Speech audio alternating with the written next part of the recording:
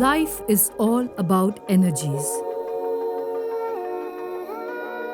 Experience spirituality the mystical and medical way with Dr. Amod Sachan. और बड़ी मजेदार कहानी ये है कि ये जो रिश्तों के जो संबंध हैं ये जन्म जन्म के हैं और ये बिल्कुल ऐसे समझ लीजिए कि हम उधार खाता चलाते हैं। जो हमने किसी के साथ पिछले जन्म में दुर्व्यवहार किया, क्रोध किया, किसी का पैसा हड़पा, किसी की जायदाद हड़पी, किसी के साथ कोई बुरा व्यवहार किया, वो इस जन्म में साक्षात वो कर्जा लेने आता है।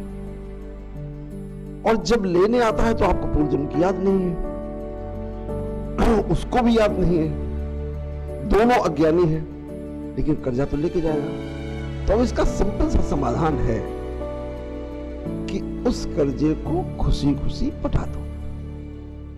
अगर वो कर्जा पटा दिया तो आपकी आगे मुक्ति हो गई, आप उनसे विदा हो गए। अगर कर्जा नहीं पटाया तो साहूकार है, कर्जा तो वसूलेगा ही। और वो प्रकृति के नियमों के तहत है, ईश्वरीय नियमों के तहत है कि वो आपको मैं ब्याज के कर्जा चुकाना ही पड़ेगा। तो इसलिए जब कभी ऐसी परिस्थिति आए, ऐसे व्यक्ति आए, वो घर के अंदर जितना करीबी होगा आपका, वो उसके आप उतने ही बड़े कर्जदार हैं।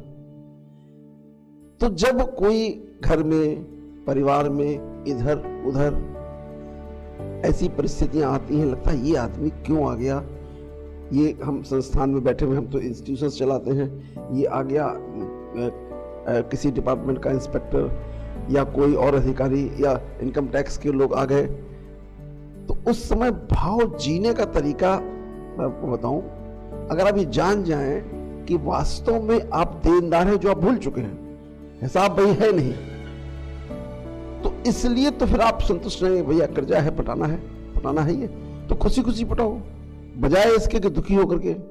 घर के जो रिश्ते हैं, नाते हैं, इसीलिए बिगड़ रहे हैं क्योंकि हमको याद नहीं है, हमारी याददाश्त चली गई है।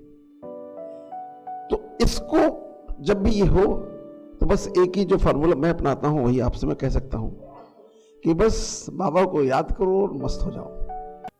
For free meditation sessions, call WhatsApp